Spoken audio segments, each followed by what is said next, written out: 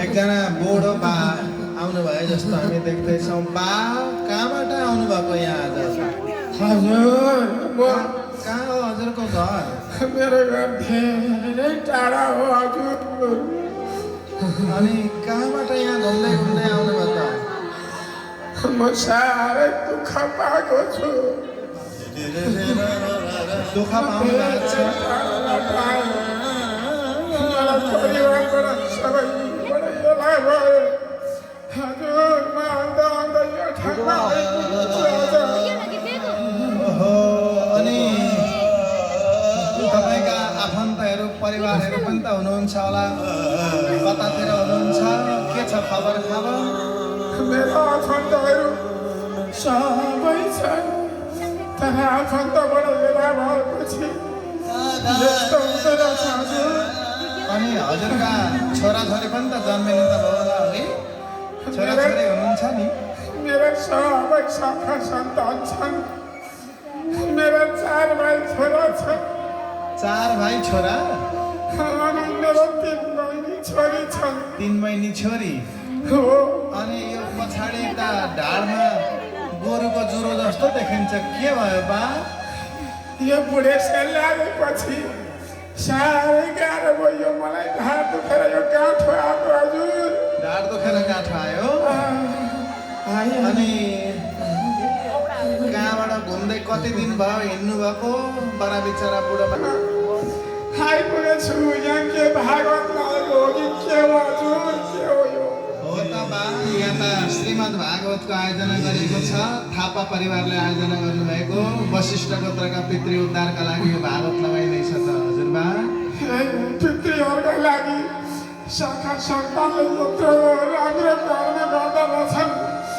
मेरो त शाखा सन्तानले मलाई त यसलाई गरे भनेको बेलामा खान पनि दिँदैनन्। मलाई घरमा पेकै दुःख दिएर पीडाले खाप्न नसकेर हिँडेको हजुर। कठै बा। अनि 4जना छोरा घरतिरै हुनुहुन्छ हुन चाहिँ? छोराहरू कमाउने जमाउने छन्। बुहारी पनि त होला नि?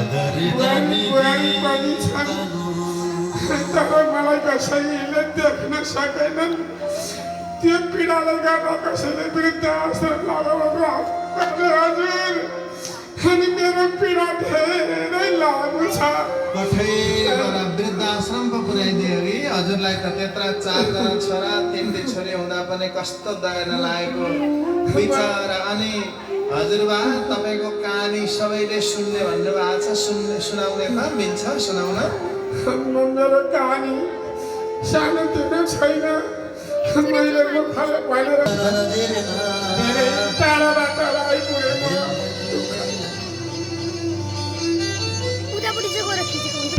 तिनटी छोरी बुढेसकालमा कोही छैन, बाँचु कसरी अब बाँचु कसरी? जन्मे मेरा 4 भाइ छोरा, जन्मे मेरी 3टी छोरी, बुढेसकालमा कोही छैन, बाँचु कसरी अब बाँचु कसरी?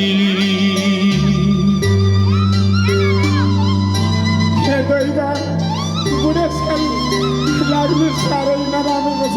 सबैको बेला हुँदो रहेछ। पाइछु बुहारीलाई छोरी, पाइछु ज्वाइँलाई